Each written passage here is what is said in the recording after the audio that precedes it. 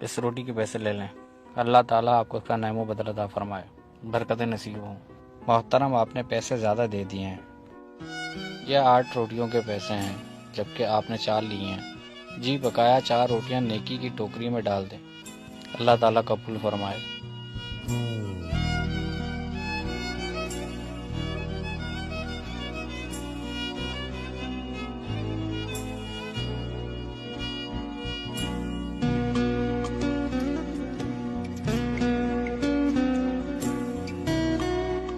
نیکی کی اس ٹوکری کی لمبی کہانی ہے۔ یہ عثمانیوں کی خوبصورت روایتوں میں سے ایک ہے۔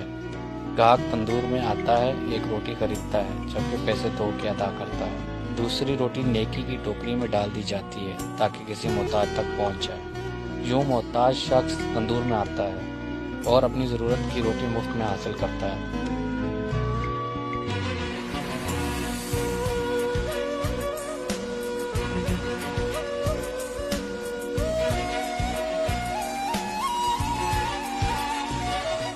میری بہن خوش آمدید، کیا آپ کو روٹی چاہیے؟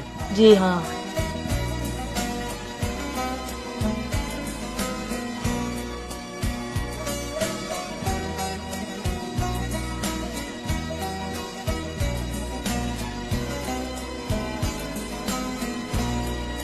لیجیے میری بہن۔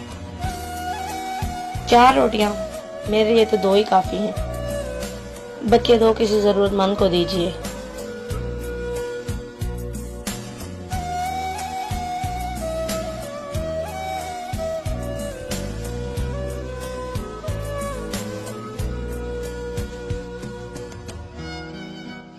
ضرورت مند شخص دکان میں آتا ہے اور حسب ضرورت ہی روٹی لیتا ہے۔ وہ اپنی ضرورت سے زیادہ روٹیاں لینے کا نہیں سوچتا۔ اس روایت کے کچھ خوبصورت پہلو یہ ہیں جو لوگ کسی زمانے میں محتاج ہوا کرتے، وہ آسودگی کے بعد تنگی کے دنوں کو نہیں بھولتے، چنانچہ وہ روٹی خریدتے وقت نیکی کی ٹوکری میں روٹی ڈالنا نہیں بھولتے۔ کیا روٹی مل سکتی ہے؟ لیجیے بہن۔